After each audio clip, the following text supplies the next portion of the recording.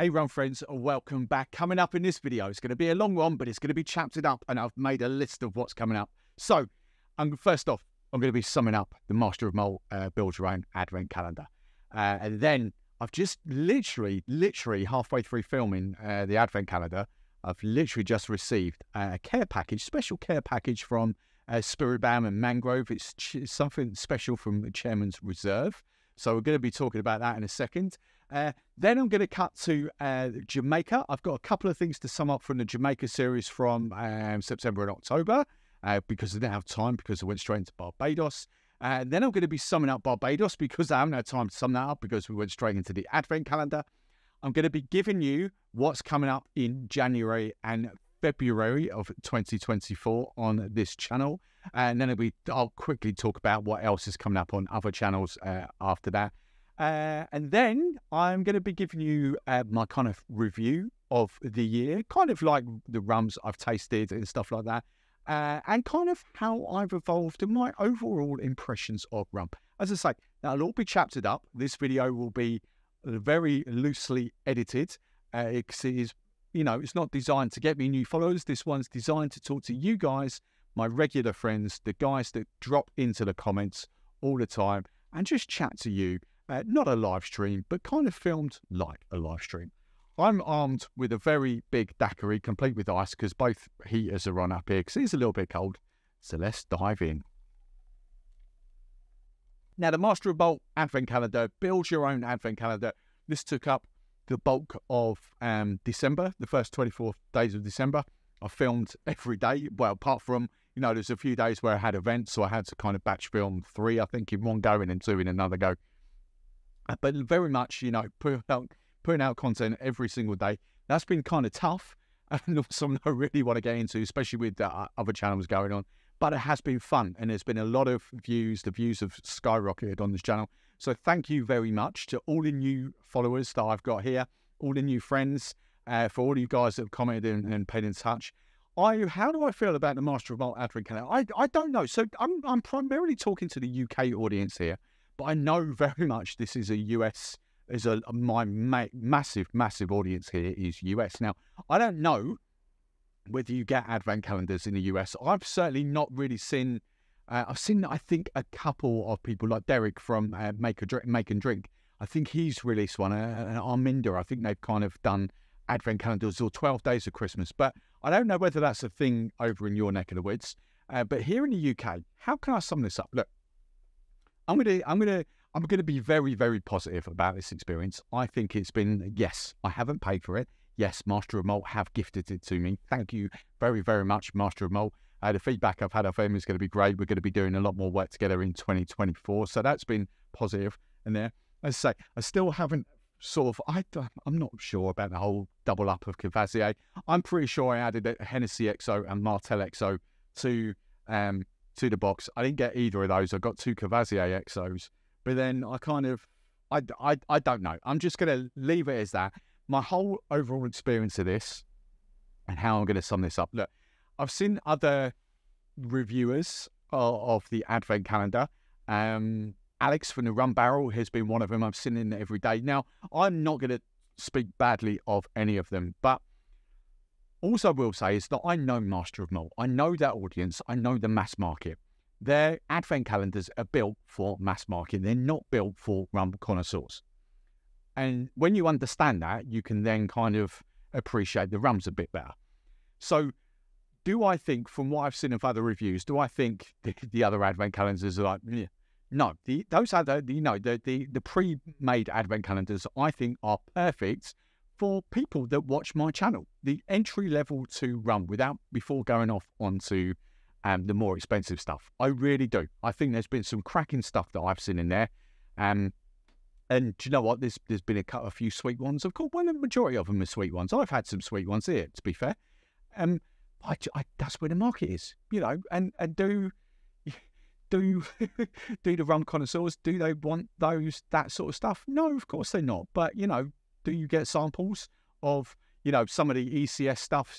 No, of course you don't. You have to pay bottle price, and that's half the problem. You know, you can't try a lot of these expensive rums without buying a whole bottle, and I think that's the downfall. Now, with regards to the build your own, My Hoverford experience is, as I say, I completely forgot why I added, apart from the fact it was 7 cognacs, 7 brandies, 17 rums. I knew that bit, but I completely forgot until I opened them. So yeah, I remember adding that. Why I added. So at face value, is this a great present given? You know, for you to give to a loved one or anything like that, to give to a friend, is this a great present? I think it is a superb present. You know, it will take you 15, 20 minutes, maybe longer, to kind of build the box and kind of, oh, I want that, I want this, or that, you know, and then you'll get up to 30 and you think, oh, I can't have 30, I can only have 24, and narrowing it down. I think it's a great way to try. Now, yes, it is expensive, but certain, you know, I would have predominantly bought quite a few of those bottles to try them. Now I know that I don't need to buy those bottles.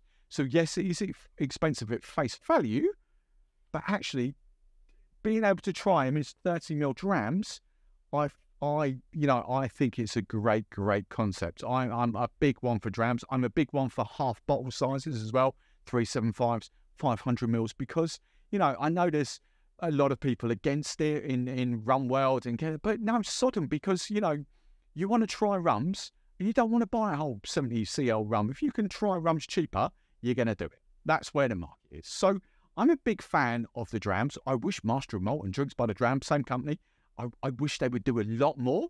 I wish they would invest in that and, you know, be able to get a vast majority of their catalogue in drams. I think that would be magic. And that cross-category, you know, whiskey, tequila, brandy, cognac, you know, all those other categories, you know, I think it would be such a huge thing, because effectively they do drown them up themselves. So, yeah, for me, on the rums, and summing up the rums and the cognacs that I've had, and I keep saying that, I've been very good at saying brandies because I want to call it brandy, but I've been, you know, looking at this, right, I've picked out 5 here, 5 out of the 24 that I'm genuinely would buy. And one of them's not for me. One of them's for Mummy Barman. Mummy Barman's tried the rum bullion Navy strength. It's like, I want to buy like that. I've given her the normal rum bullion, this one down here. I've given her that. I said, oh, you do realise I've got a bottle of that? She went, oh no, that's Star. I want a bottle of that. So for sweet, and I would classify her as your stereotypical spiced rum market. Stereotypical. So you know full well that rum bullion Navy strength is bang on the money for that. So she's having a bottle of that. For me, I'm going to, just get the brandy out of the way, I'm going to have the Don Fronte Hors d'Arge. I'm sorry, I know I've said that wrong, but this is the one where I didn't realise what I was actually drinking until I actually had it, and it was the Perry forward. It's a heavy pears. It was Calvados, but heavy pear influence on it. I really like that. That was my pick, 50 quid, something like that. You know, what, $60, give or take. So I'm going to have a bottle of that without a shadow of a doubt. Everything else there, I'm like, yeah, okay, you know, but if I was a bit flush, I'd definitely have a bottle of Cavazier XO, but 130, 125, 130 quid a bottle. Yeah, so I'm going for that Calvados. Now, the rums I'm super wowed about through this whole thing, and think, yeah, I'm going to have these. You know, so I don't know where you can see, there's 2 whites here, actually.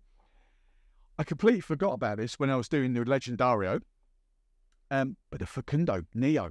That Facundo Neo, for me, was, wow, that is a good white rum. Really like that as a classic white rum. So I'm going to get a bottle of that at some point.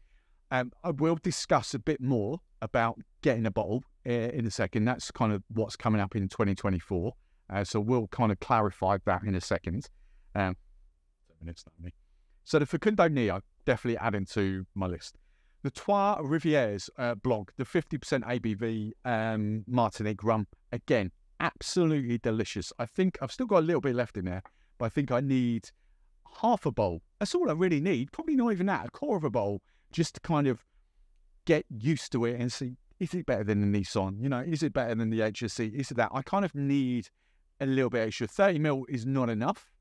But then 70cl is too much. That's why I'm a big fan of half bowls, because I think half bowls, for people to try them, I get it's expensive for brands. I get it. I totally get, you know, you're paying virtually the same price for a bottle as what you are for a 70, and then you kind of, you know, so it's not cost effective. I get it. But I do need a little bit more of that Trois Rivières to kind of have a decent play. But face value, that was delicious. And then the rum, the best of my favourite rums out of this was that Dictador 12. That Dictador 12 for me was bang on the money. Without doubt, my favourite aged rum there. I did say that I might buy the Zacapa System Solera 23. I probably would, to be fair. But that for me, that Dictador 12-year-old, stunning. And I really want to get the 20 as well. Sorry, I've been a victim of my own thing. Not 12-year-old, it's Dictador 12. It's Solera aged rum, same as the Dictador 20. They are Solera aged. They've got, I think with the 20, I don't know why there's a 12 and a 20 in it, because it's not an average age. I'm sure the 20 has got older than 20-year-old rum in it. I'm sure it goes up to like 24, 25-year-old. And I'm sure it's the same with the 12. But then don't forget, you've got younger rums in there. It's how Solera works. I don't quite know the meaning of the 12 and the 20. And that's, I get the kind of comments that I've had over this series. Well, I wouldn't have that. And, I wouldn't have that. It's very misleading. I get it. Same with the Zacapa System 20, Solera 23. I get it. I get there's a great big 23 on the bottle. Is it misleading? Yes and no. To the uninitiated, you kind of think, oh, it's 23-year-old rum. To the people that know a bit about rum, you know when it says Solera, you know full well it's not a 23-year-old rum. So it's kind of that education. For entry level, it is going to be misleading. For the people that have been around rum 6 months, you know full well it's not a 23. You know what Solera is all about. So, you know it's not a 23. You know it's not a 20. You know it's not a 12-year-old rum. So taking that out of the equation, getting rid of all of that, does that Dictador 12 taste good? Flipping hell yeah. Easily, by a landslide, my favourite rum out of I was going to say 24 days, out of the 17 rums that I had. Even the next one out would be the HMS Princessa, even though I still think that's sort of creme de menthe in there. But that will be, again, I'm going to sort of say why I've not done that. The regular viewers will kind of know what's coming in a bit. But everything else off there, I've been all right. I'm glad I tried it. The OVD for me was a special video because it's one of those that I've wanted to compare for ages against the Skipper. And is it worth buying a whole flipping bottle to compare it against the Skipper when you only might have that much of it and think, well, actually the Skipper's better? So again, that's why I kind of love it. That's why I love these 30ml drams, because you could actually buy two 30ml, 60 mils in some cases is going to be perfect to try head to head. So for me, would I have any hesitation? The criteria, would I recommend that to a best friend, family member, or anything like that? Yes, I would. That's my criteria. If I get given something and say, can you talk about this? Can you do that? And say, talk about it.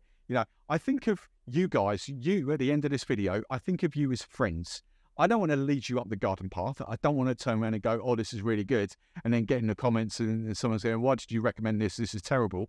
I don't want to be like that. I very rarely do I get a comment coming in that I've said something's really good and someone's not liked it. Very rarely does that happen. And that's something I'm kind of proud of, because again, as I keep saying time and time again, I'm not here to review things, even though the channel is called Rum Reviews.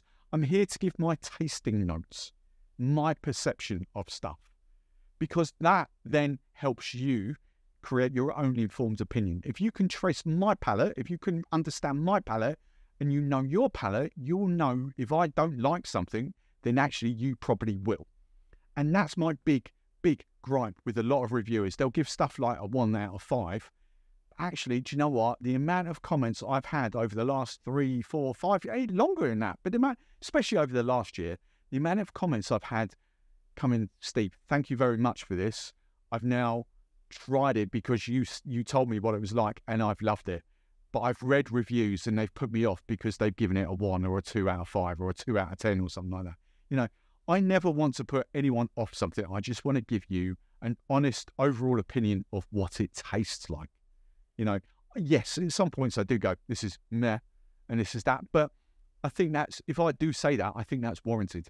I'm very fortunate that I am one of these people that does see two sides of the argument. I get rum connoisseur geek market. I get it, totally get it. It's not my palate, but I get it and I understand it and I can tell what is a good quality rum. I'm not saying you know, this is the big common misconception. People think you have to like something to appreciate its quality. You don't. Of course you don't. You know, I don't like Ferraris, but I can appreciate that Ferrari is a damn sight better than my Kia that I've got out the front there. I love my Kia. Absolutely love it, but it ain't better than the Ferrari. But I wouldn't buy a Ferrari even if I had the money. You know, I'd probably go Porsche. But, so it's that kind of thing. I appreciate quality. I totally get quality. But liking something or not liking something is completely different. All right? So that's how I'm going to sum it up. Yes, expensive. It's as expensive as the rums you add to the box.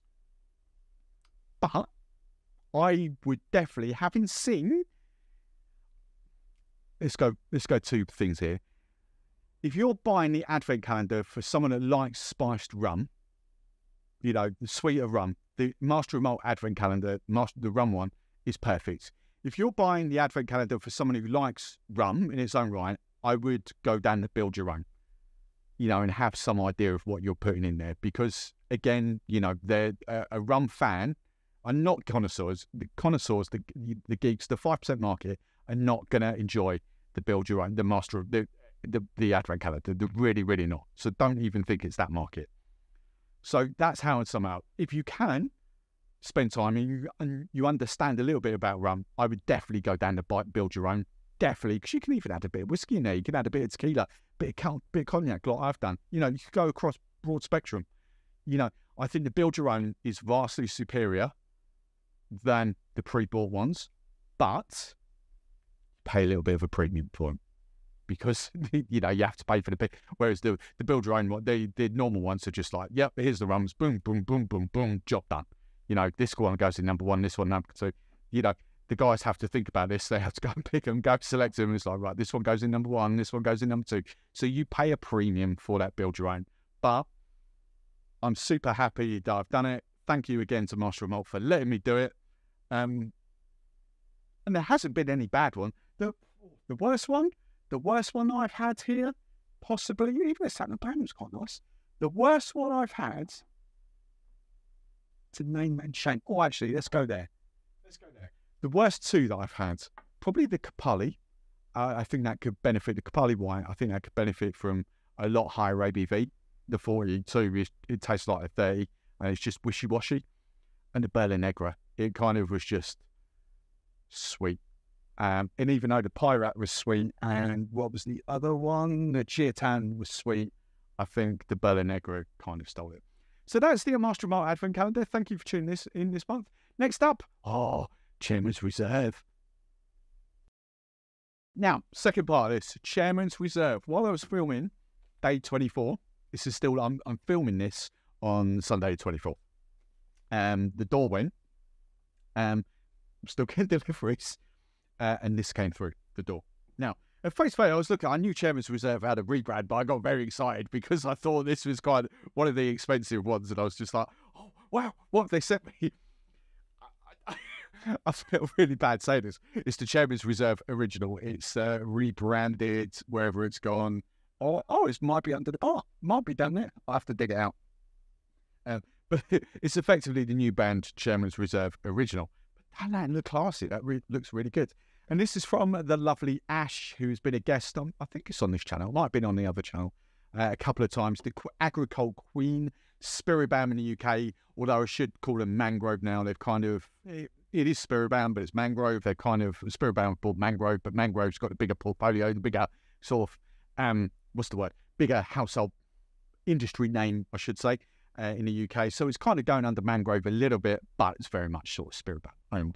And they've sent me this. They've sent me, so this, I've got this cool little tiki mug. The close-up is on, just for little bits of editing that I'm going to do. Can you see that on the back of there? Hopefully you should be able to get that on the back there. So we've got a lovely sort of embossed Chairman's Reserve. I've got a few kind of skewers in there, but we've got that kind of Chairman's Reserve tiki mug. But then they've sent this through. So you can see that. I can't quite describe it properly while a close-up's on, because I've got to have a look at it. But it's Harvey Nichols, right, let's have a look. It's the Mai Tai that Chairman's Reserve have done, especially for Harvey Nichols. Now, a lot of tinned cocktails are kind of like 5.5%, 7% ABV. 19% ABV. This is proper.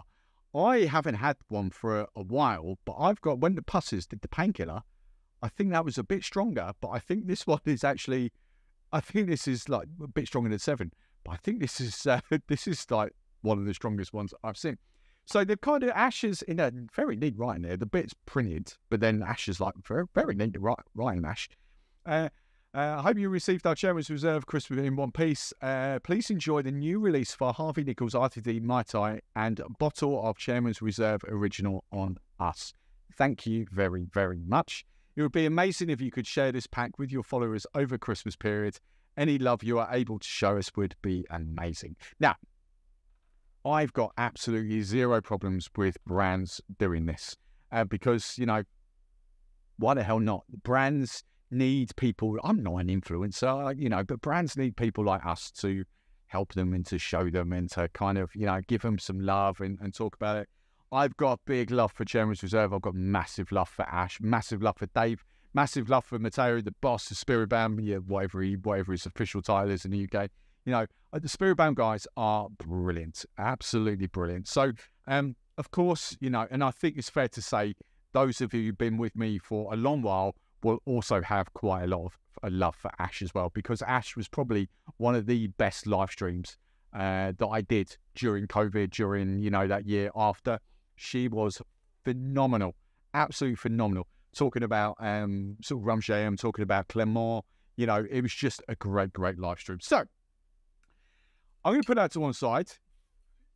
For some of you, you know why. You know, the penny's going to drop very, very soon. We're going to talk about, we're going to have a little tasting of this. So the Chairman's Reserve Mai Tai. What's the guy in the back? Chairman's Reserve rum with aged rum. Oh, hello. Hang on. Oh, hello. Of course, you know, Spirit Bam, you know, Rum JM or Clement. Of course. Hang on. Sorry, I bolted too quickly then, didn't I? Chairman's Reserve rum with aged rum agricole, orange liqueur, pressed lime, and orgeat syrup. Chill, then shake hard, but it was on its side. I think I might have needed to shake, but we'll be all right. Decant into a short, I thought I said a shot glass then. Decant into a short glass over ice cube.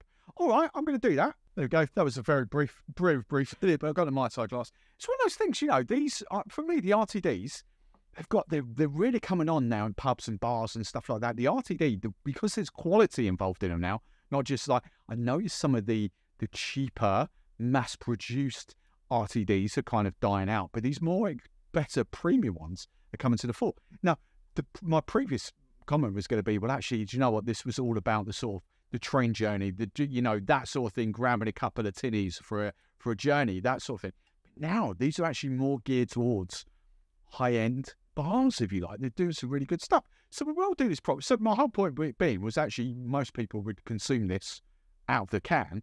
But actually, do you know what? I think, apart from Harvey Nichols, obviously, you're going to buy this. I think, you know, if this was being served up in a bar, you would actually kind of enjoy it like this. So let's go.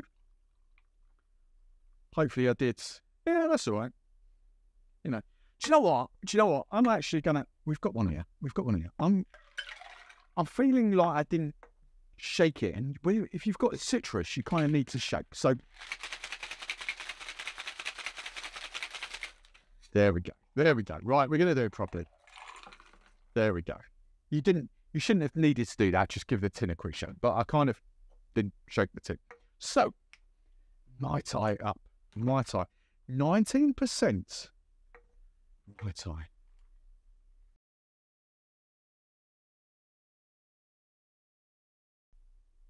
Wow, that's delicious.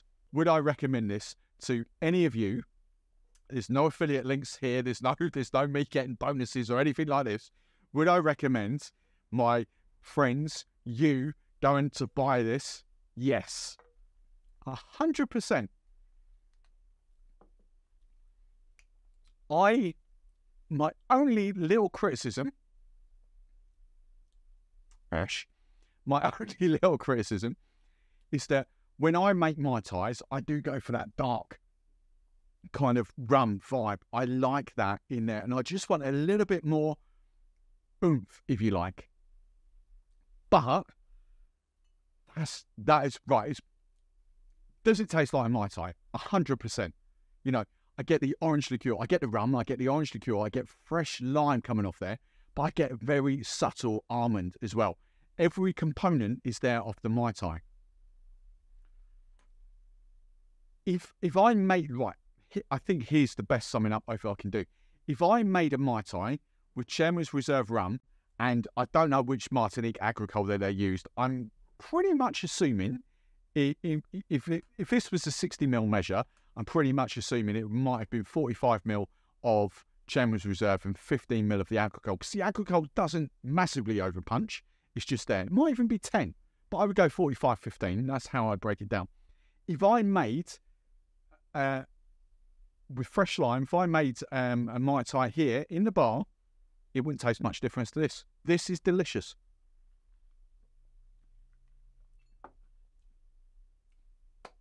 I don't know how much that is a 10, but if you're passing Harvey Nicks, honestly, and you can't be asked to make cocktails, if you can order, you probably order online from Harvey Nicks. I'm guessing. I don't know.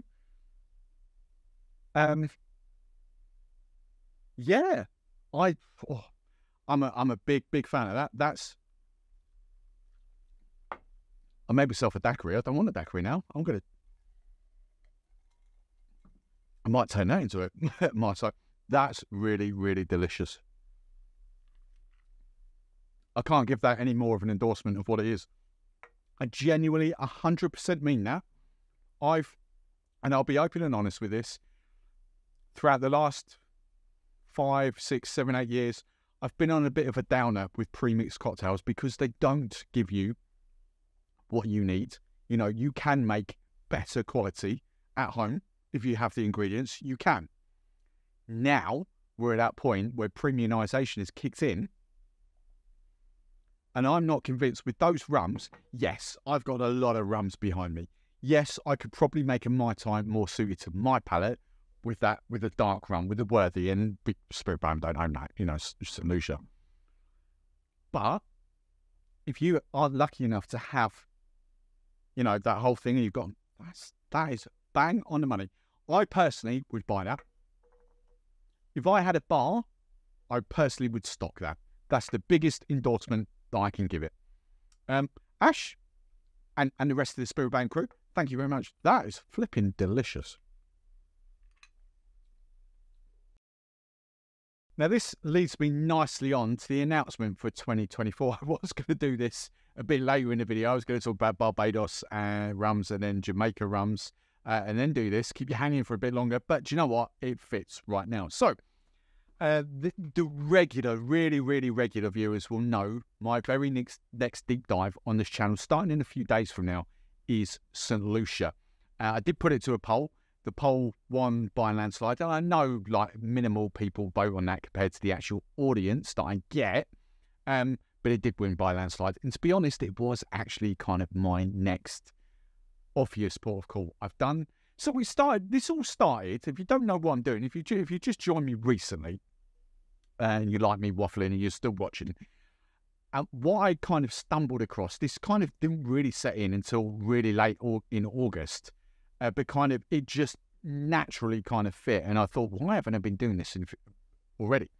So this all sort of started when I went down the sugarcane juice rabbit hole, sort of in the summer, July, August, and kind of that started Martinique and all this sort of stuff. And actually, even though I didn't do it with Martinique, and I probably need to go back and visit, you know, the cane juice at Martinique, Guadeloupe, and do it properly there, and Clarins and all that sort of stuff, it kind of set the seed for, oh my God, light bulb moments. So I started this with Jamaica, and then I went to Barbados. I'm basically picking a month, depending on how many. Jamaica was almost 2 months. Barbados was almost 2 months, you know. Kind of, was 6 weeks each. Picking one country at a time, starting off with the cheaper rums, which are more than likely the sort of white unaged rums. Solution's going to be slightly different. And then working up with the premise of trying to find my favourite neat sipping rum from that country, island, and my favourite cocktail rum. So Jamaica started with the one rum Mai Tai, and my favourite neat sipper. And I've got a couple, as I say, there's a couple of additions that I got sort of right at the end of Jamaica, but I had to kind of go into Barbados, so I didn't quite finish Jamaica in that sense. And then with Barbados, it was my favourite neat sipper. And I did rum punch because, you know, the planter's punch and all that sort of stuff, you know, traditional. Could have done, I sort of did the rum fashion in that video, in those videos as well, which will carry on. Rum fashion, I think, is a big one. Kind of, again, these evolve as we kind of go through them. So we did that and a punch. January is going to be St. Lucia. Now, I'm waiting for Dave. At the time of shooting, I'm waiting for Dave to send me Dave Spiritbound, you know, who did Chairman's Reserve and all that with us in the UK. I'm waiting for him to send me the cocktail thing coming through, because Chairman's Reserve have done a lot of work on a Mai Tai recently, and I might do the Mai Tai again. It might be the one rum Mai Tai with... Actually, if you're still watching, if you're in the comments, give me a thumbs up or a thumbs down for this. Should I do... Because for some reason, I don't know why, but Chairman's Reserve have really cottoned on to... Or St. Lucia Spiritbound, I should say, but have really cottoned on to the Mai Tai. The Solution Mai Tai. And they did a cocktail competition... Hello, Kiki, what are they called? Kiki Lounge in Ireland, in Isle of Man. Hello, Kiki Lounge, guys. You know, and Sheffield up there as well. You know, there was a competition last year, 2022, sort of the Chairman's Reserve Mai Tai competition. So Chairman's Reserve has affiliated themselves quite healthily with the Mai Tai. But I don't know if I've done the Mai Tai. Should I do the Mai Tai again with Chairman's Reserve and compare it to Jamaica? How does it stack up against Jamaica? Because I don't think I've ever done one rum Mai Tais with Solution rum. That could be interesting. Or should I wait and see? There's a Solution punch as well, which I'm assuming is going to be pretty similar to what I've done. But Dave's going to send me like a stereotypical list of authentic Solution cocktails. So we'll go from there. But if you think I should do the Chairman's Reserve, the Solution Mai Tai, give me a thumbs up. So January, we're going to start off with Bounty. So we've got one distillery in Solution. We've got Solution Distillers Limited. But they produce Bounty, which is the cheaper rums. We're going to start there. And actually, I've planned this out. The very first video is Bounty White versus Chairman's Reserve White. So we're starting there. And there's going to be a few comparisons like that. But so we're starting with Bounty. We're going then into Chairman's Reserve, and then we've got Admiral Rodney as well. So we've got those three brands coming out of St. Lucia. So it should get done in 1 month. It should be, you know, 4 and a bit weeks of videos, but we should get Chairman's Reserve done, St. Lucia done in 1 month. In February, which might run into March because February is a short month, I'm looking at Dominican Republic. And there's much more to Dominican Republic than Don Q up there. Sorry, than Barcello and all that sort of stuff, you know. It could go, the Puerto Rico's coming in a few months, but we're going Dom Rep. So there's much more to come from Barcello and stuff like that. It's Kirk and Sweeney and all that sort of stuff as well. So I'm going Dom Rep. And then I'm not gonna commit to March. I've got an idea. So March, I kind of in my head I can kind of bring out. I'm going to bring Black Tot out because it's the best example of this. I really want to do, and it'll probably be 2 months, so it'd be March and April, but I really want to do multi-country, multi-island blends. I'm not sure what the market is in the US. No, I have to bring the US into this because you are my core audience. You are my biggest audience by a country mile. And I know you get the likes of this, but here in the UK, we've got a lot of multi-country, multi-island blends. Just here, for instance, Jamaica and Martinique. Behind it, you know, we've got Jamaica and Guyana. Plantation, we've got Guatemala and Belize for the Gran Añejo. I have got so many multi-country, multi-island blends that I kind of want to try them and go down that rabbit hole. I'm not 100% committed to that. Dom Rep will be February, and St. Lucia will be January. But that's how it's going to play out. That is flipping delicious. Honestly, I want another tin of that. That's amazing. That is really, really good. And that might have answered my question about a Mai Tai. That really might. I really, really like it. Right. So what else is coming up in 2024? Brandy. I will be doing a brandy channel. My capacity isn't that big. So I've got 4 rum channels, basically posting, 5, 6, 7 videos a week there. More than that, actually. What have we got? 2, 4, 6, 7, 8, 9, 8 to 9 videos a week with rum. So my capacity is not going to be huge, but my brandy outlook is, again, I don't want to go high end. I've chatted to a couple of brands who I'm good friends with, and it won't be, unless Master of Malt get involved, it won't be a paid promotion. It won't be a sponsored brand, sponsored thing. But I've had a chat with a few brandy brands of what, and I'm not saying that I'm going to be massively influential, but what do they need to sell more brandy? Now, the comment, all 3 of the brands I chatted to, all 3 of them were just like, we need to get rid of that stuffy image, because everyone thinks brandy is literally, it's for the elite. It's expensive. It's for sipping the cigar crew, the velvet, jackets and all that malarkey. And actually, do you know what? Brandy, yeah, that's where brandy sort of stems from the aristocracy, like years and years and years ago. It was a saying that I've seen. It's not, I forget what it is. I forget what the saying is now, but it's kind of, many people class it as the best spirit, and all that. I'm not saying it is. I'm not saying it isn't. It's my favourite neat sipping. But what I kind of want to do is make brandy accessible. Make brandy cool for basically my generation and younger. If you go to the brandy show, which I'm definitely going to be there, I think it's March 2024. Same for those of you in the UK that come. It's the same place as the rum show. It's the Whiskey Exchange that does it, so it's at Glazers Hall. He's very, very I'm sort of one of the younger ones there. It is that sort of thing, and I want brandy to reach that new audience. And I'm not saying brandy Coke, brandy and ginger, but there will be an element of cocktail base to it.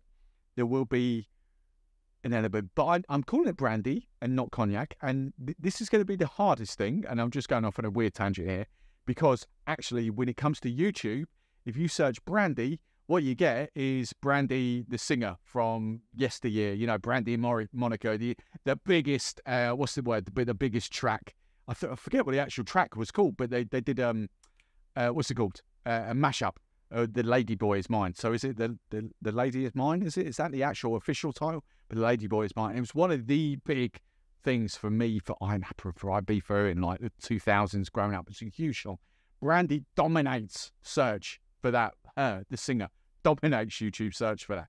So I've got to kind of play off the cognac thing to get the audience, but I don't want to call it cognac. I want to call it brandy. But if I call it brandy, you ain't ever going to find me, because if you just type brandy into a search bar in YouTube, you get the female singer Brandy for flipping ages. So I've got to do some work on that. It might not get launched in January, but I kind of want to make brandy accessible, make brandy cool, kind of debunk a few myths. Definitely a video a week I've got capacity for. If I can film 2 videos in one go and do 2 a week, that might push, but that's going to be a lot. And that gets to the point then where I don't have time to edit properly. It's just out and that. And actually, I need to edit videos better and make them flow smoother to get the viewer and to get the retention and all that, because it's just how the world is. This is a very weird anomaly video. I very much appreciate that, if I've got 10% of the views watch, it's still, so if this say, just to round it up roughly, if this gets 1,000 views, if I've got 10%, 100 of you still watching now, that'll be huge. That's how it is. People have got short attention spans. So as I say, this video is primarily for you loyal viewers. So yeah, that's what's coming up. I'm still gonna rock out the what should we call it? The cocktails on the green channel. I'm going to restart to refer to them properly as like the red channel, the blue channel, the yellow channel, and the green channel. I might call the brandy the black channel, mate. I don't know. I don't know how it's going to rock now, but the green channel is Will Grow, which is British Scratch Rum. The red channel, I've really hit a niche now there, and I know it's early days, but it's how to make rum cocktails. Short, in, out, short, sweet. This is how you make a Hemingway daiquiri. This is how you make a Mai Tai. This is how you make a zombie. This is how you do it. You know, people don't want all this. They just want to get in, watch the video, get out, job done. That's what the red channel is all about now. And the blue channel, tasting, reviews. The yellow channel, it's going to be the fun experiments. It's the channel that's broken. I broke it when I kind of went into, niched into rum, because it's got porn star martini videos on there. It's got vermouth videos on there. It's got gin videos. It's got tequila videos.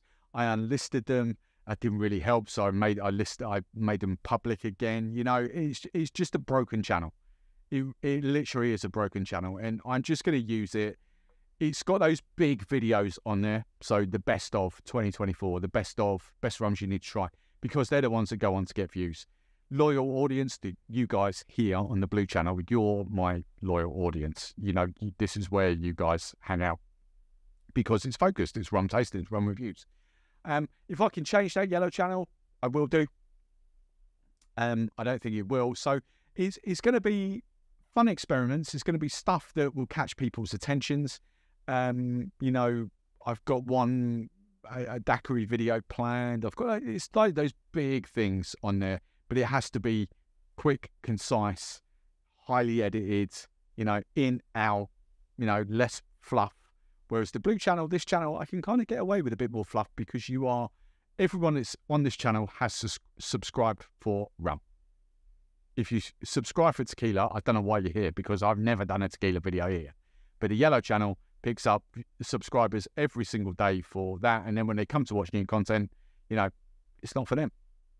You know, literally 35,000 subscribers, 2,000-3,000 of those are rum. You know, it is less than that. So the yellow channel is properly broken in the grand scheme of things. I don't care what anyone, clever people say about YouTube and all that. It is broken. It will stay broken. There's no way I can bring it back. Now, I firmly believe that this, for those of you, a little inside knowledge here, when it cut AdSense, you know, the adverts, the revenue that we're getting here, you know, you can see how many subscribers I've got. You can see roughly the views that I get on this channel. The AdSense isn't much off the yellow channel in the grand scheme of things. So you can kind of see, you know, where the loyal audience is. I've got a dedicated rum following here. It'd be a dedicated rum following on the red channel, a dedicated rum following on the green channel. The yellow channel, I know for well that I could turn that back into a cocktail channel, and it will probably grow bigger than what a rum channel would do. So, yeah. Rant, but not even a rant. Whatever you want to call that, waffle. There we go. That's the word. Waffle over. Let's crack on with Jamaica now. Actually, tell you what, this is turning into quite a long filming session. But as you probably guessed with that, you can imagine, right? If there's even this minimal edited, there's still, you know, a good sort of per segment, a good sort of 5 or 10 minutes extra per segment compared to what actually you see. Anyway. Let's move on to Jamaica now. Summing up Jamaica, which was kind of September and a little bit of October. The premise of that was where I kind of found my feet on this channel, and where the views just started to explode. The subscribers, you know, came in, and it was just started cottoned on to this thing where let's pick one country at a time. The idea did come from, as I say, cane juice, Martinique, Guadeloupe, and all that sort of stuff. But Jamaica in September was the first month where I kind of thought, actually, that's a great idea. One country at a time. Let's try and find my favourite neat sipper and try and find the perfect one, you know, cocktail rum in that sort of sense. Now, for that month, I did do the one rum Mai Tai, because we know Ray Nephew, 17-year-old, was the original Mai Tai, and then Appleton, obviously, you know, since created the Appleton 17-year-old to try and replicate that, blah, blah, blah, blah, blah. But it was kind of an eye-opening month for me. It really was, because it was the first month, as I say, it was the first month where this light bulb went off. It was just like, oh, that's a genius idea. Really, really good. And you guys watching along, especially guys still watching now, kind of, you know, really fell in love with that concept. Really did. You know, I'm not here to say something's bad or something's terrible, but I'm just here to give my tasting notes of what I appreciate. So, why sort of finished with that kind of video, well, that series, was actually, I knew this was coming. This is for those that I've got the close-up on, minimal editing, but the close-up's there. I knew this was coming because I had a bottle, but it just wasn't released. It just wasn't out there, and I couldn't talk about it because I know it's here now in the UK, and I'm pretty sure it's still not available in the US. Now, there's a funny thing here because I can see on the back of a label, I can see a date, and I'm assuming the date is either referring to when it was when the label was put on or bottled. I'm assuming the date on the back here, inside. So not on the back of the bottle, inside on the back of this front label here. The date, and this doesn't really matter whether it's a US way of working or the UK way of working, but it says the 1st of the 2nd, 2023. Now, that could either mean the 1st of February 2023, or it can mean the 2nd of January 2023. I'm going that this is a UK date, and it's the 1st of February. Now, this officially made its appearance in the UK in September 2023. So for 8-9 months, it was sat like that doing nothing. And I think we were the first market to get it. And it and I first had this at the Rum Show, June 2022. So it's taken a year and 3-4 months to become a thing. And it was released in Master of Malt, so the wider audience. It's now available to buy in the UK, Master of Malt.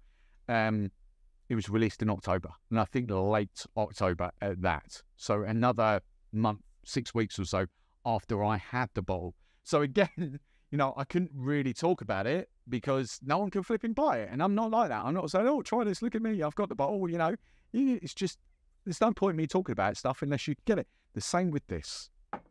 Now, this is not Jamaican. This is Cargo Cold was Australian, essentially, but Fiji rum. And you can see that bottle there. That's the bottle Steve, thank you, hey, Steve McGarry, gave me for there. But I've had this bottle since late June, early July. And again, I knew it would come out to play in Jamaica, but there's no point in me talking about it if no one can buy it. And again, that only put in an appearance, I think October. So it kind of missed. I was in Barbados by the time these rums came out.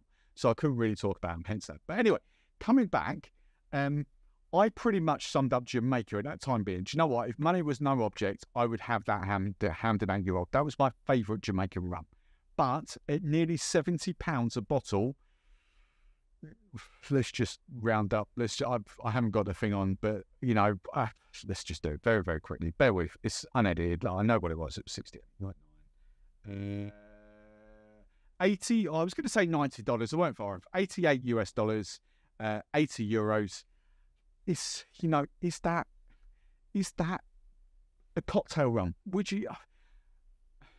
Bars kind of can, because they can charge a premium for their cocktails. They can charge an extra couple of quid for a cocktail, which more than covers the bottle cost, shot cost. But you guys at home, £68, $88 US, 80 euros, that's flipping expensive for a cocktail rum.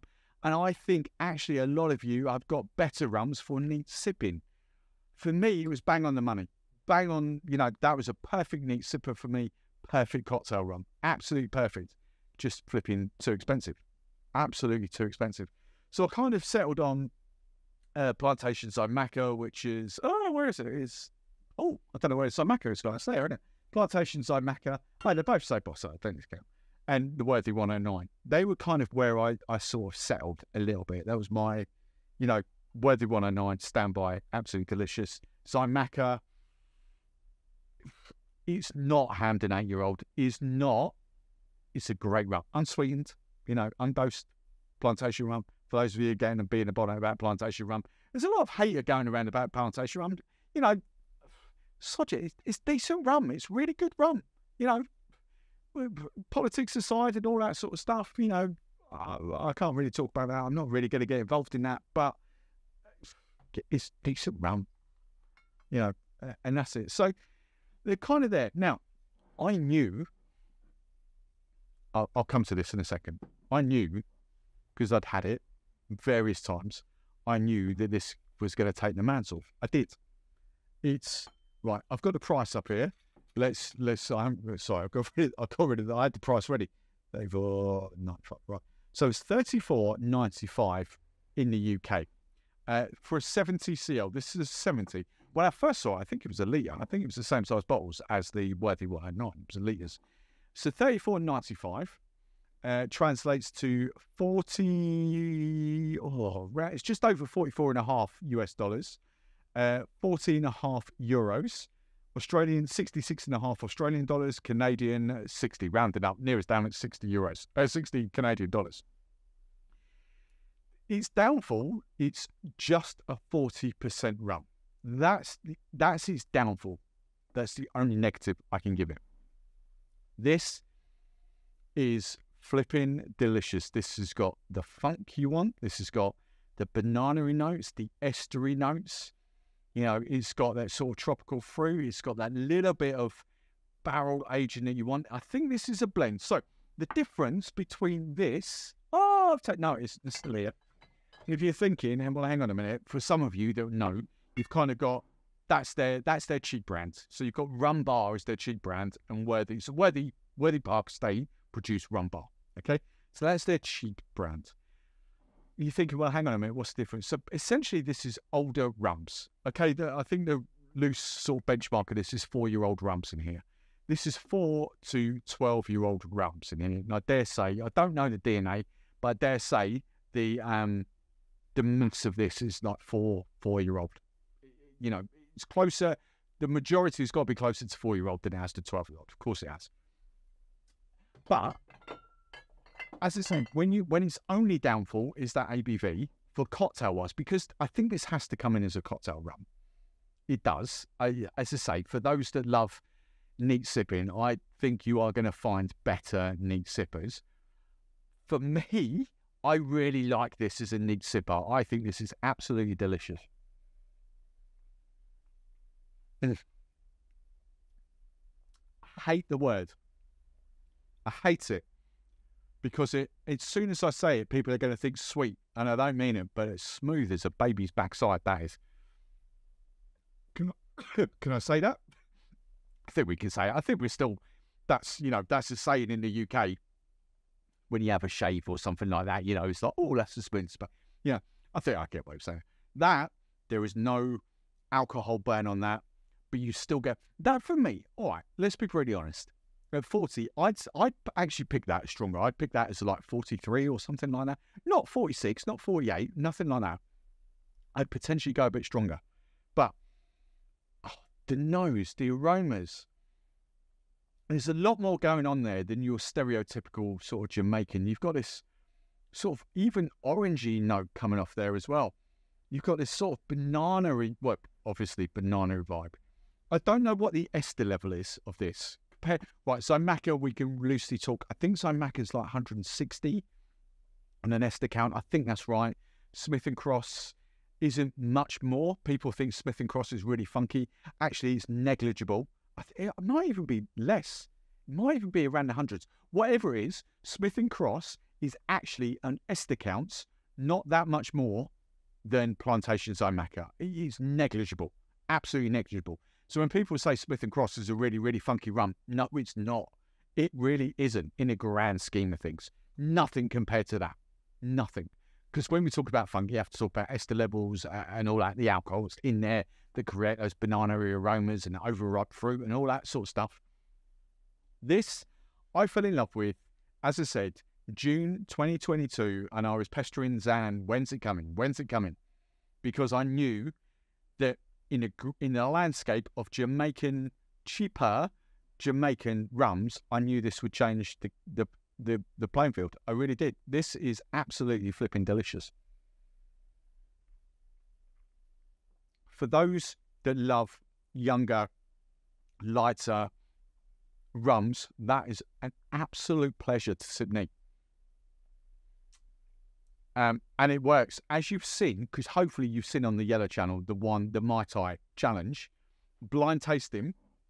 I put the Jamaica, so it was a 2 rum blend. I did Jamaica, it was like 5, I think it was 5, maybe 6, I've forgotten now.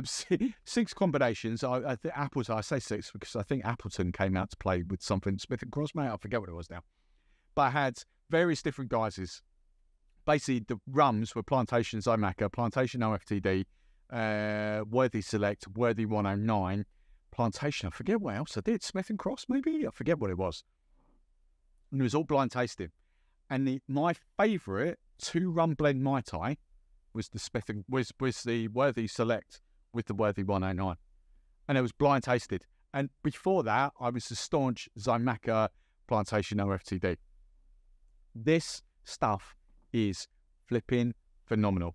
I did think it'd be slightly cheaper than 35 quid, I'll be honest, which is what? $44.50 US. Excuse me. I did think it would come in slightly cheaper than that, but for what? I think Jamaica is £2 less cheaper. Say like £33, something like that. Honestly, for me now, as much as my heart lies with Plantation and the guys and what they do and how they bring people into the rum world before people go off into better rums, you know, I think Plantation is a fantastic entry brand. This all flipping day long, and I would generally love to taste that a little bit stronger, because I think that could be, I think, a couple of ABV stronger, because this is 46% ABV. A couple of ABV stronger, I think this could absolutely dominate when it comes to cocktails. Dominate, and I don't think there's even a question about it. I think this is absolutely stunning. For the vast majority of you, 40% ABV is plenty. It is, you know, it is going to be a great Jamaican rum in cocktails for the vast majority of you. I'm just talking about, and I'm not a geek, ego tender or anything like that. I'm not. I'm really not. A lot of you know that because I'm like, slapdash. You know, I'm really chilled, really easy come when it goes to cocktails. But I do know when you're going higher end, that's actually going to get, you know, when you're charging £20 a cocktail, $25 a cocktail. I don't know what cocktails are in the US, but when you are charging a bit more, I know that that's going to bring more to the party, because it does, because of the ABV, because it just punches through a little bit more. Flipping out, you know, that, honestly, for neat sipping for cocktails, doesn't even get a look in now when it comes to Jamaican rum. Honestly, this is all I want. This has got funk. This has got neat sipping. This has got everything I want in a bottle of Jamaican rum. This, for me, typifies Jamaican rum in my price range. £35, $44.50 US. I generally don't think there's a better rum in the category. I don't. It's not often I go loud and proud about a rum and say, oh, this is the best thing ever. I've got no affiliation. I love Sands a legend. I've got no affiliation to Worthy versus Hamden versus, you know, I love Dean, you know, Dean McGregor that sort of does Hamdens and the Clarins and all that sort of stuff in the UK.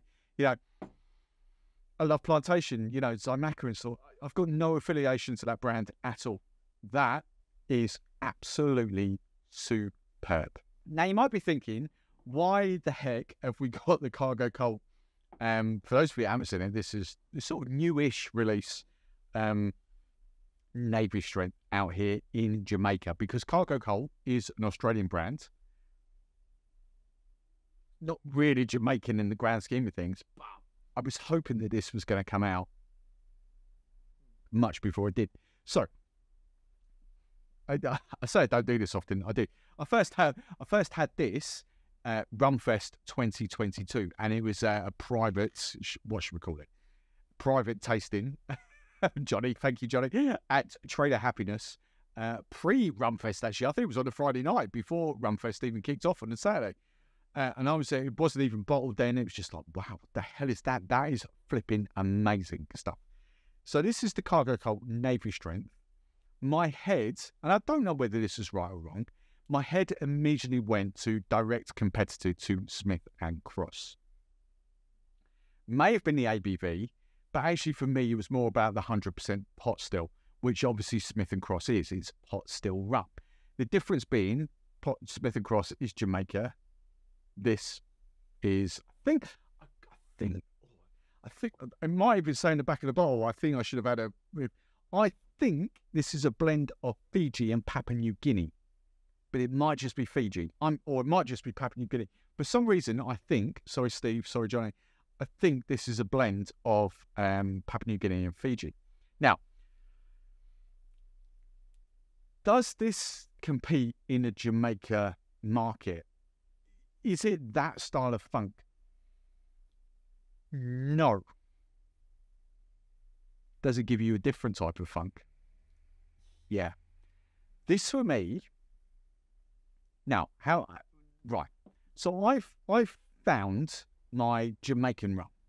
For me, I don't know why, and I know it's got a lot of fans, but perhaps we've just got access to so many more Jamaican rums over here. I don't know.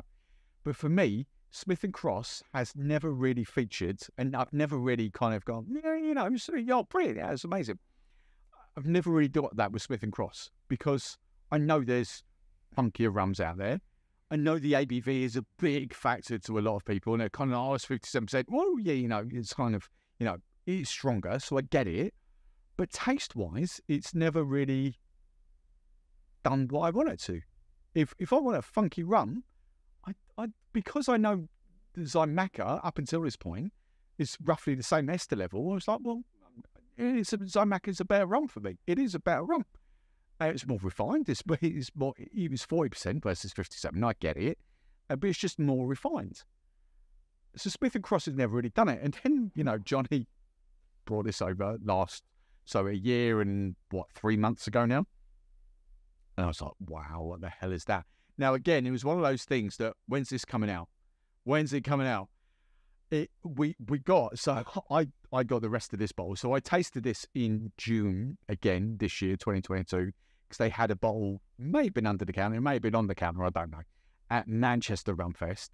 And then Steve had a bottle. So this is the remains of Imbibe, for those of you who can trade, Imbibe in very early July, July 2nd or 3rd.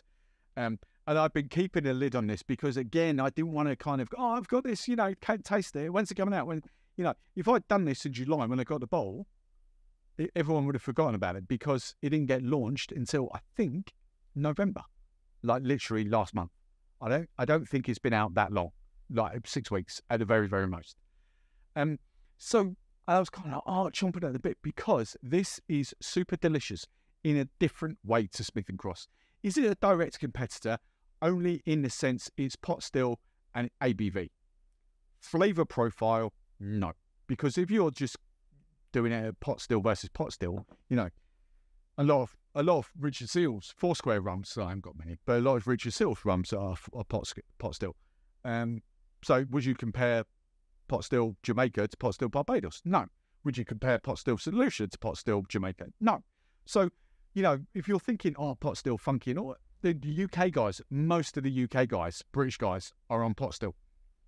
Very different types of rum. So, you know, it's pot still versus Smith & Cross. Yes, the ABV is the same. That's where the similarities lie.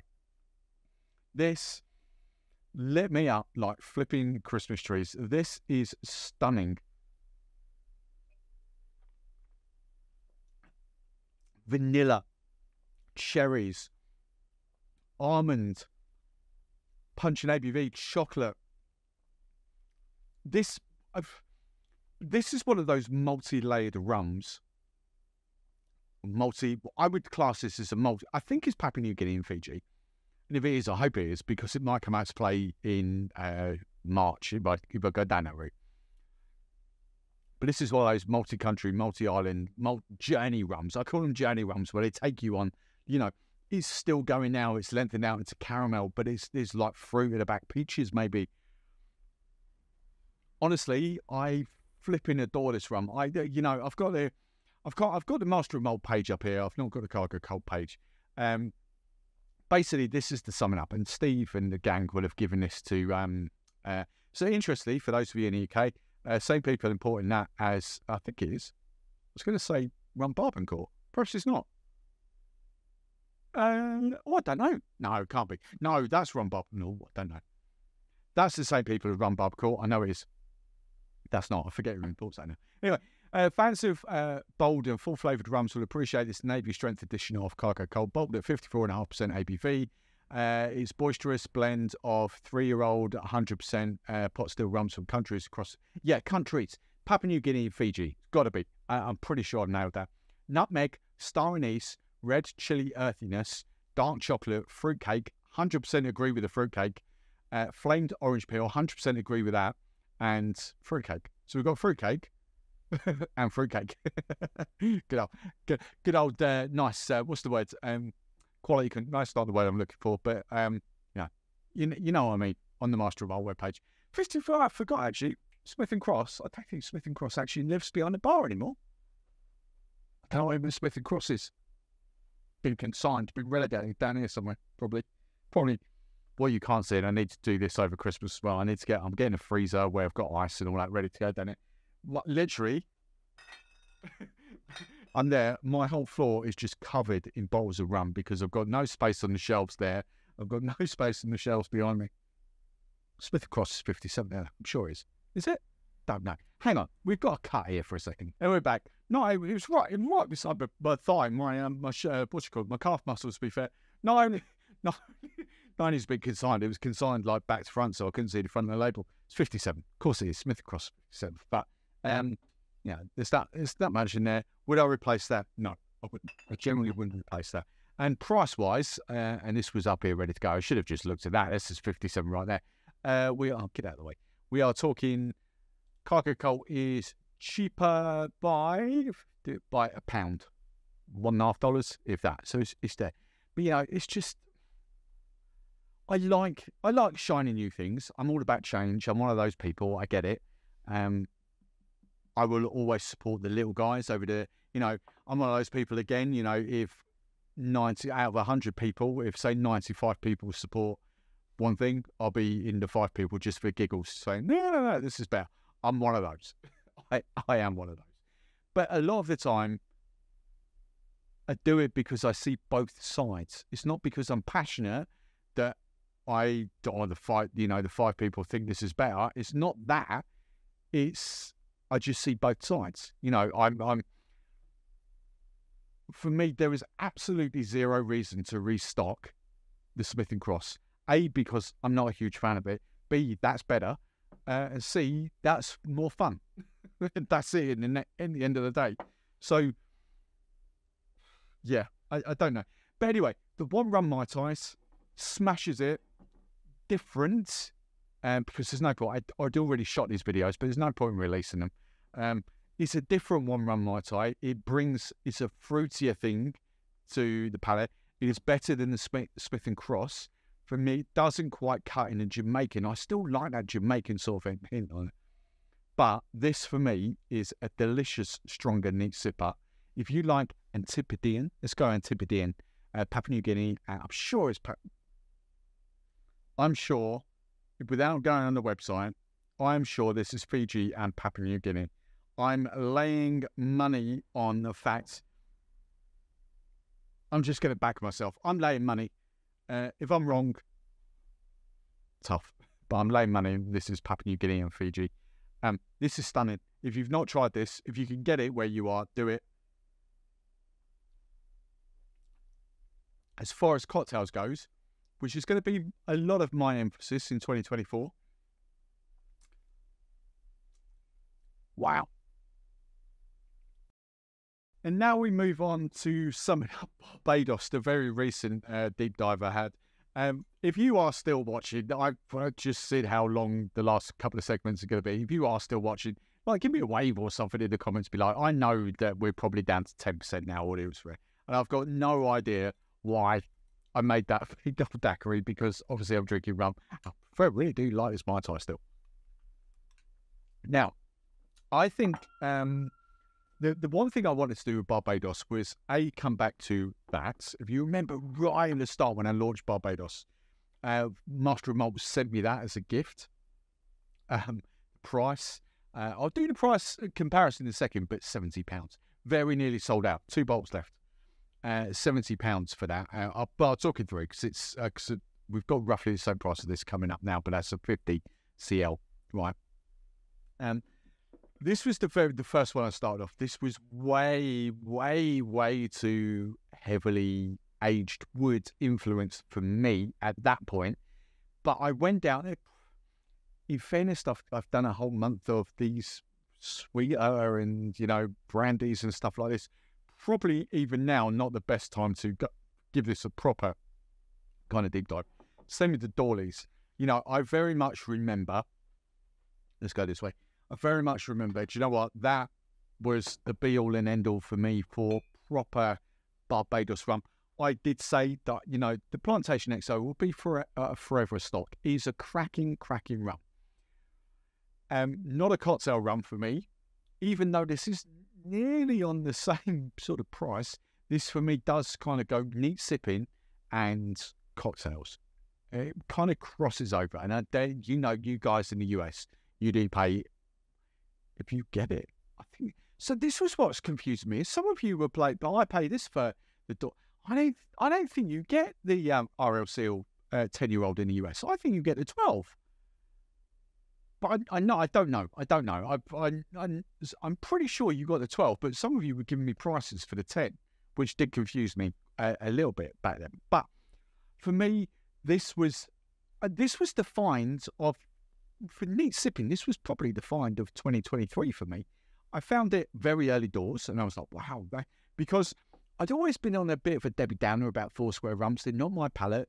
I'm not about like perfectly aged rums. I'm about, you know, with the wood influence, I'm about what does rum taste like. For me, if I wanted a rum with heavy sort of whiskey wood influence, I would have a whiskey. That's just how I'm built. And that's not me having a Debbie Downer on Foursquare. I just don't like longer aged rums. I don't like whiskey influenced barrels. I'm just not. I just like the taste of rum. I just want to taste rum. So for me, when I had this totally changed my perceptions of Foursquare. Because actually, do you know what? And do you know what? I always class, you know, the Dawleys as a particular Foursquare brand. But if I can get it right, that's not what I want. That's the 5. The real McCoy, I want the 12. There's so many rums sitting beside me now. There, you know, the Dawleys, the real McCoy 12 for me was so much better than the Dawleys 12. I kind of enjoyed it. It was still slightly too much for me, but it was more there than what the Dawleys was. And I don't know what the DNA of these rums are in difference, but I was more impressed with the real McCoys than I was Dawleys, if that makes any sense to you at all. But they, I'll put that back in the one more than that, but I will find a home for those. It's posted on the floor. If anyone wants a bottle of Barbados rum, there's plenty here. So yeah, that was the real find for me. And do you know what? As much as I give banter about Plantation versus Foursquare, I cannot deny that as one of, if not my favourite rum from Barbados. That was stunning. And as much as I like the Mount Gay XO, which again was a new find for me, because I've got the black barrel somewhere that's probably now down on the floor. That was just wow.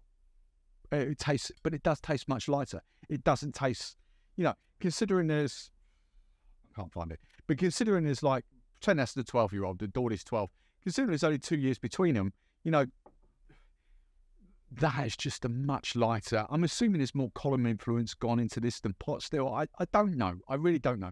But that was a stunning rum. So I'm really happy with that. I've just seen the Dawley's 3-year-old. Again, you know, you've seen those videos. I'm not going to restock them. For me, they don't do anything. I much prefer other rums. Barbados was an eye-opener for me. It really was. Is it my favourite country that produces rum? No. I'm not a Barbados fanboy. That is a great rum. I much appreciate rum. I've just spoken about it. I'd rather have that Worthy Park Select than any of those Barbados rums. I genuinely would. So I did say I would come back to these, and I haven't had that Dawley's 14 in a long time. And just to kind of give my perceptions on this. But to give you the price, and the reason why I didn't convert that in a minute, because this is almost the same price. So, you know, so I can do that. So this, right, the Dawley's 14 in the UK is £69.40 for a 70 CL, which translates to 88.66 US dollars, 80 and a euros, 132 Australian dollars, and 119 Canadian dollars. 50p more expensive. So you're talking exactly the same price, near as damn it. Let's just say 50p is neither here nor there. It's like exactly the same price for a 50 cl. 12-year-old versus 14-year-old. Special cask. I was going to say mass-produced. Bulk-produced. I wouldn't say mass-produced because, you know, in the grand scheme of things, they probably sell as much Dawley's 14 in a year. Hang on, I've got this the wrong way around. Plantation XO probably sells as much in a year as Dawley's 14 sells in 8 to 10 years. You know, that's the difference. I don't think even that's an exaggeration. I really don't. I generally know that Plantation XO sells a lot. They're going to go mass market. I don't want to get into those arguments. I just kind of, you know, it is what it is. Mass market keeps the rum world going without a shadow of a doubt. I've said that time and time again. You know, you can argue that to the cows come home.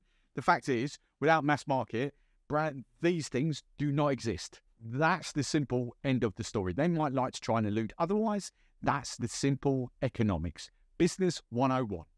You have to sell a lot of cheap stuff to make that stuff actually cost effective. Because without that stuff getting you into the market anyway, you ain't going to sell that. So, you know, people getting the high horses, I like to kind of wind them up and give them the real world speak, because a lot of people don't understand real world speak, but that's how it is. It's simply how it is. Now, getting back on these, I don't know which one to go first, the 12 or the 14. I don't know. I'm generally going to be open about these and kind of, he says, that just smells like soggy wood. See, this is the thing. I've just coming up. Literally, I've been for a week. I've had some bread. I've had a sandwich and all that. Half an hour in between filming this in Jamaica. I still, as soon as I smell that, I'm like, oh, no, give me that worthy select. I want to sip that, Nick. I'm still in that frame of mind. It's lighter. It's fruitier. It's the Dawley's 14 is just nothing smells pleasurable to me there. Now, I'm gonna be fair, because I'm gonna do what I do. I'm just gonna give you my viewpoints first. This smells better. This smells more approachable, more fruitier, more honey vibe on there. I haven't got a taste of notes up here. I haven't watched what I said about this the first off, but putting those two side by side, no, absolutely not. Oh, potential, real potential, more potential from the Dawley's 12, but the real McCoy 12 I did quite like. It just wasn't kind of up to the RL Seal 10, if you know what I mean. I'm going to sum this up after I've had a taste.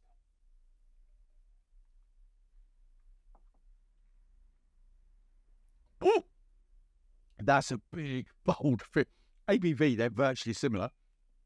48 for the Dawley's, 50.7. Whoa. Considering... See, this is what I want to understand more, right? How can I put this? Right. That cargo coal, that one down there, but that cargo coal, 54.5%, is way easier to drink than what that is at 50. That is like, whoa, that's just slapped me around the face. I don't really want that. I want to enjoy. I don't want to work at tasting mine. I don't want to, you know, I don't want it to be like, oh, right, psych myself up, I'm going to have a glass of this. You know, I just want to enjoy it. And this is hard work.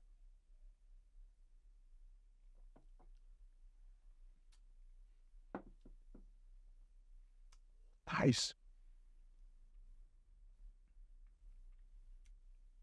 You can see it. You can see I'm doing that with my tongue and all that. I'm gonna describe this properly. I'm just giving you my initial viewpoint straight away. because I fully appreciate that these are quality rums. As I've said time and time again, I'm not naive enough to dismiss this as poor quality rum. And that's where a lot of people go wrong. They're like, oh, you know, I don't like that shit. You know, that's not the case. I just prefer lighter rums. It is simple as that. The quality of that, I can taste the quality of that. That is quality, tastes phenomenal. I can taste the way that's aged. I can taste the way that's put together. I can taste the nuances of that, the stills that have gone into that. I get the quality. The tongue, that's quality. I just don't like and don't enjoy sipping it. There's a difference. There's a difference between enjoying something and appreciating the quality of something. As I said with that Ferrari analogy earlier in the video, you know, difference between, you know, my Kia and a Ferrari. I'd much rather have my Kia. I love my Kia, you know, but a Ferrari is better quality. It's just how it is, you know. And those people that think I'm being, no, I genuinely, I love my Sportage. I love it. You know, absolutely love it. I'd rather have that over a Ferrari. Ferrari, you put your foot down and I'm going to be cramped up, and my arse is going to be on the floor. You know, there's that whole thing. And if you can't then so many people don't have this capacity. So many people think because they don't like something, they think you go, oh, it's terrible. Is that? No, that's not how the world works. These are quality rums. Absolute quality. You cannot get away from that. No matter how many times someone go, oh, you can't get away from these are quality rums. The fact is, I just don't, I was going to say appreciate. I do appreciate them as quality rums. I just don't enjoy them as quality rums. There's a difference, all right? So that's yeah.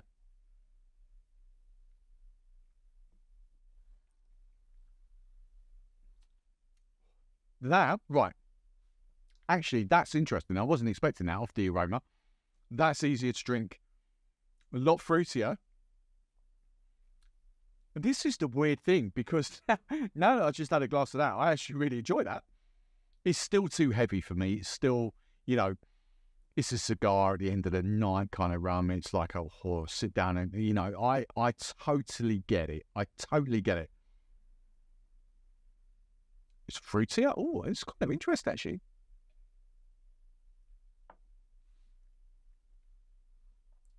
At 2.7% ABV less. I'm putting that, the 50.7, I'm putting that way, way, way stronger than the Cargo Colt with 54.5. I'm putting that up at sort of 58, 60% ABV. That's hard work. That is like an effort to drink.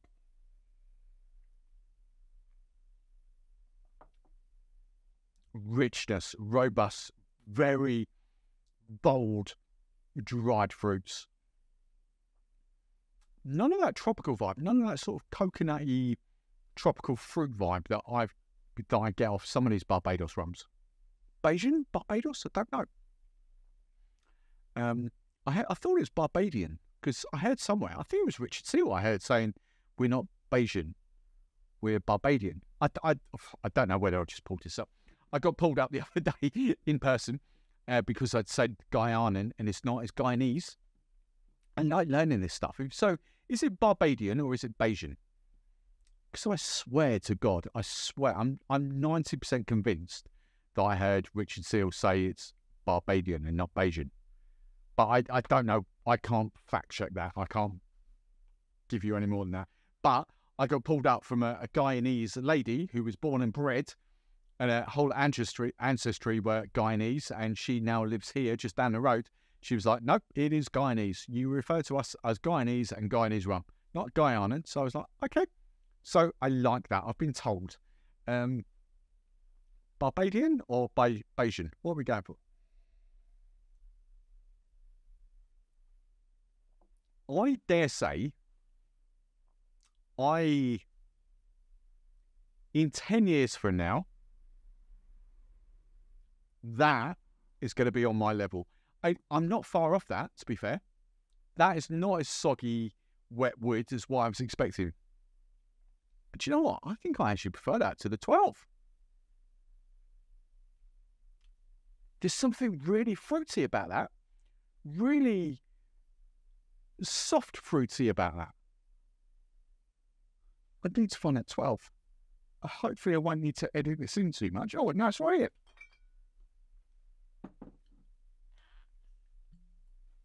It's going to be interesting.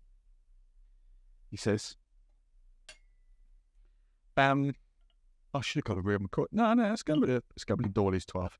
Well, this is where we are. So Dawley's 12. Yeah, see on the aroma, I'm like, oh, Dawley's. No, I can't go near that. That's just soggy wet wood for me on the aroma. That's like not enticing me at all to taste that. This is like light, and it's still, compared to these, it's lighter. It's got fruitiness to it.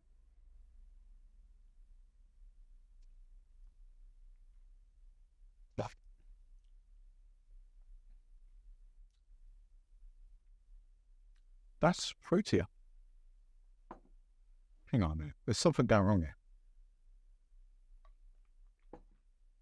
I generally didn't think I'd be in a position where I'm saying I'm prevailing Dawley's 14 to Dawley's 12.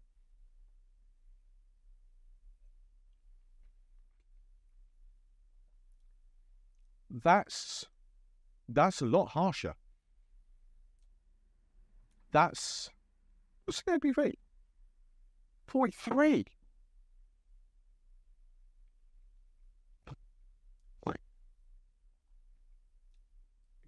Cocoa-y, it's a bit of fruit there, but cocoa-y kind of chocolatey vibe, mocha vibe, a little bit of fruit, but not much. I think I can sum up. I think I can get rid of this. This Foursquare, this 12-year-old. That for me is just too much. I think that's a lot of years before I work up to that. I'm really intrigued by the Dawley's 14 now. Look, on the nose, I don't want it. I really don't. It smells like if you just got a soggy, wet barrel and it was soft enough to wring out and you got all that. That's just what it smells like. It's soggy weird. I don't like, no. But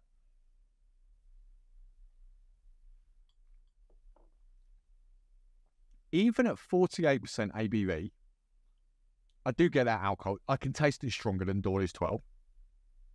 Sorry, there. Dawley's 12. I can taste it stronger.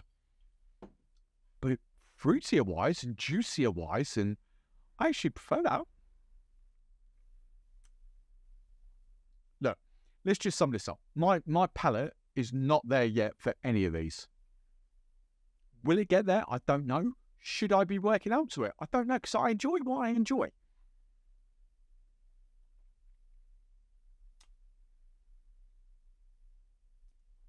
Good. I was expecting to hate that Dawley's 14. Again, bearing in mind I haven't had that for months. I was generally expecting to hate that, and actually, that's my favourite one out of the three. Yeah, that's actually throwing me, to be fair. And by favourite, is it on? No, I'm still grabbing that more. I'm still grabbing Solution more. I'm still grabbing the Worthy Select more. I'm still grabbing that, but I'm just talking about these rums at this level.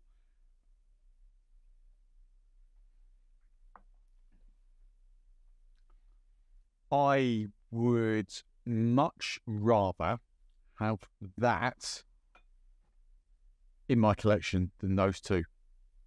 That's bonkers. I wasn't expecting to say that. I was expecting to do this summing up and go, no.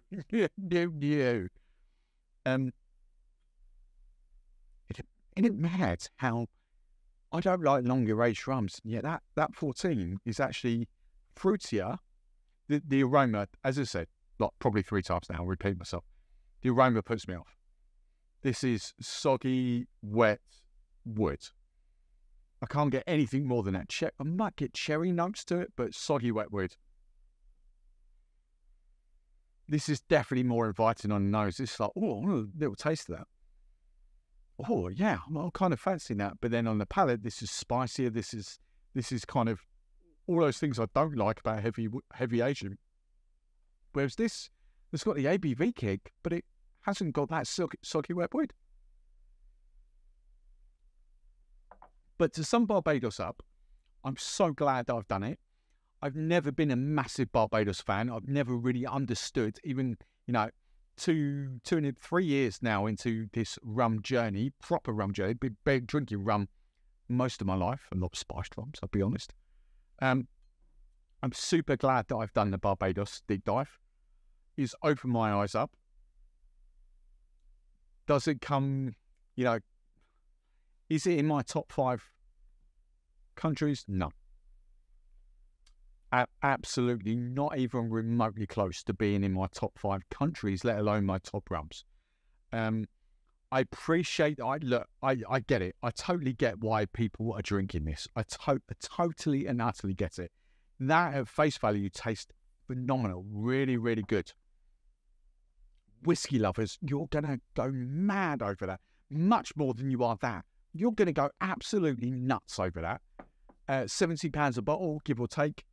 What's that in dollars? 89 euros. I know you're going to pay a lot less than that, but 89 euros. $89, 80 euros.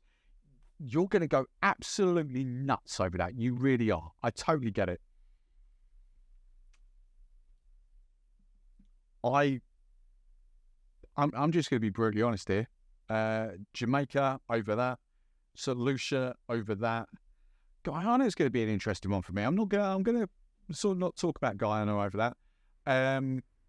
Some of the Havanas over that.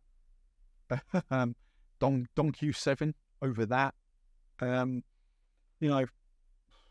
Martin, oh my God, the Rum JM Volcanic over that all day long. That's my palate. I'm not saying they're better rums. Please, if you're still watching, do not think I'm saying that is a better rum. That is just more suited to my palate. And there, as I've said time and time again this year, there's a difference between quality and what you like. It's that simple. And until you understand that, you're going to go, oh, this is the best thing ever. It's not the best thing ever. This is a fantastic quality rum.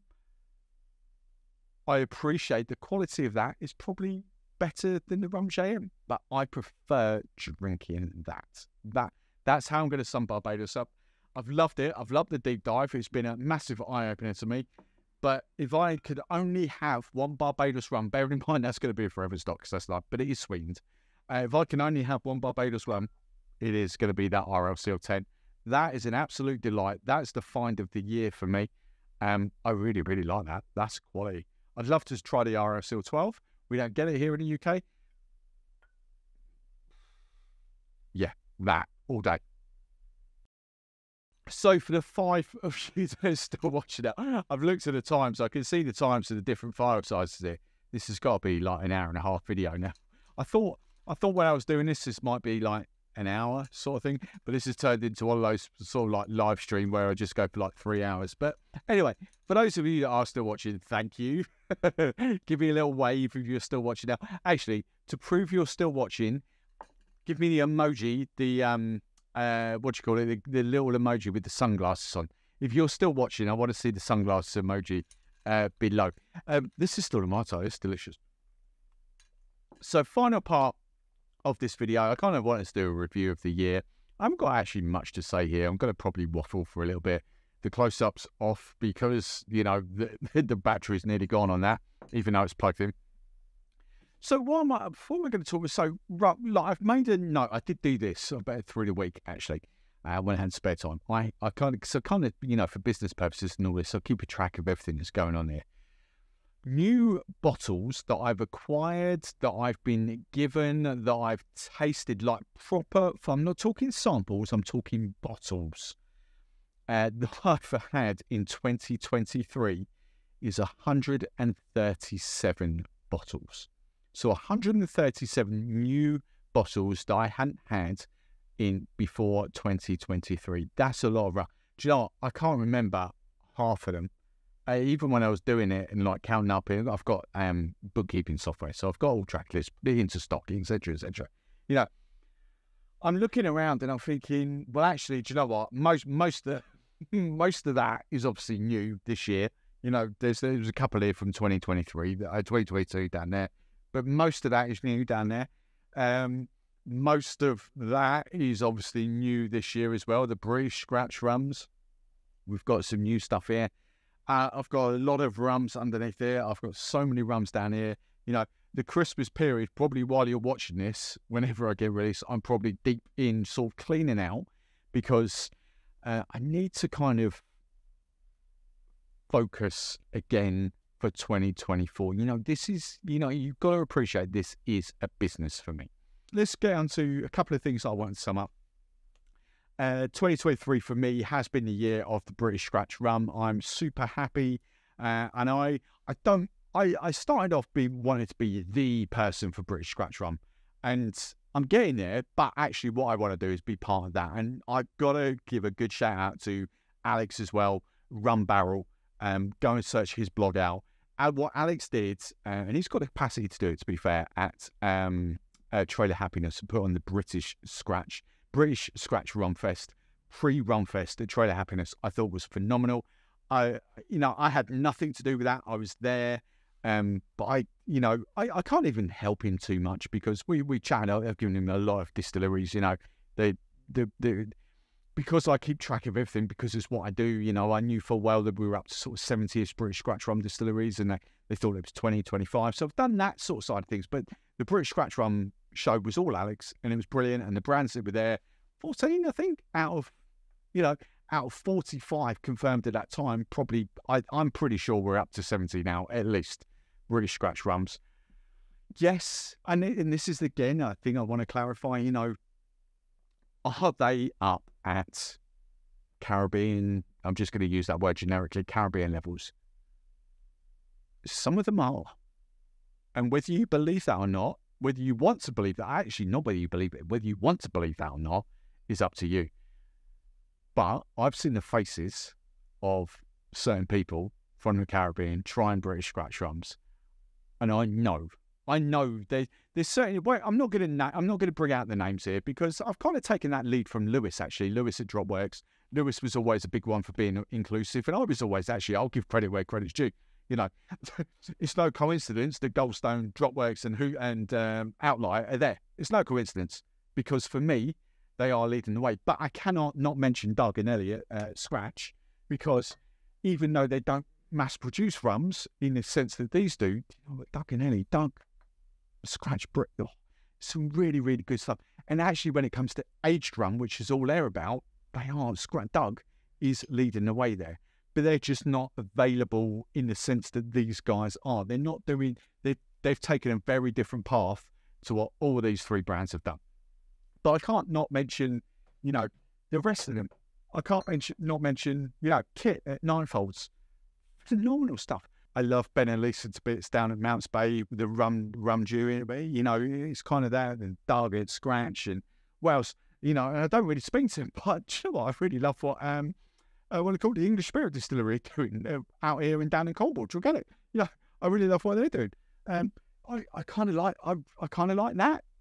What's it called? Anglesey, the Skerries. You know, I kind of like that. There's so many stuff that I like.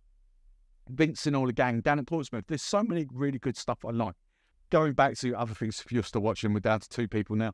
If you're still watching, I've loved the Roncolons. I'm just looking around at other things that happened this year. The Roncolons were fantastic. I loved the Agri-Gold deep dive.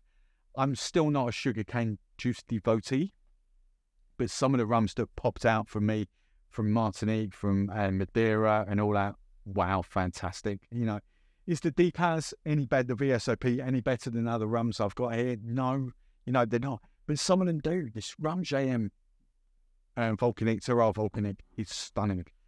And that leads me on to something that I wanted to say. What has been my all-star rum for 2023? All-star rum. I'm going to narrow this down to 3. And this wasn't planned actually. I kind of had in my head what I was going to say. This wasn't planned. I'm just having another little gather. I think I'm there. I think I'm there. My all-star rums. So I'm going to narrow this down to 3, and I can't pick between them. Yeah, no, I'm going to give it 3. Basically 3 new releases that you couldn't have got in 2022. And you couldn't have got, yeah, that's how I'm going to sum this up. My 3 new All-Stars for 2023. This is how I'm going to sum this video up. This video has been, this could be a 2-hour video, isn't it? Bloody hell. First up, this stunning liquid. May not be as old, as refined as the cane heads want. This is on every rum lover's palate. This is just delicious stuff. Really, really good. Martinique, slightly aged. If I can remember this right, it got heavily charred barrels and intensely charred barrels, but not for long. So it's got those dark rum vibes without it being a dark rum, if that makes sense. It's just delicious. So that's my first pick. My second pick, I'm gonna go there. It's not often that I do, because I'm a Master of Malt devotee. I love Master of Malt, but I'll give credit where credit's due. The collaboration Whiskey Exchange and Dawn and the guys did with Pernod Ricard to produce this is stunning. This 11-year-old exclusive release to the Whiskey Exchange, absolutely. I don't know why I'm putting this towards close-up. Close-up's off. This is stunning liquid. Really, really good. I think I paid about £70 for this. It's a tough call between that. That at least we can always get that. I'm sorry, you guys in the US, but at least we can always get that. But that is a marginal step up from that. That is absolutely delicious, and I really, really like that. No mistaken, column still and column still. That's where my heart lies. My third pick, I might have to go for a 4th one, to be fair. I'm gonna actually bring a 4th one in here. My eyes just called for something I've already spoken about it at length in this video. Has to be that. That has changed the game for me. Jamaica rum for cocktails, for neat sipping, that has changed the game. Absolutely changed the game. Worthy select. Fantastic. I'm not going to talk too much about it because I have already. If you're still watching, you've already watched this. You've already seen it. But one final thing. There's loads of rums that I love. I'm just waiting to see whether there is actually one more, but I don't think there is. I know where I'm going.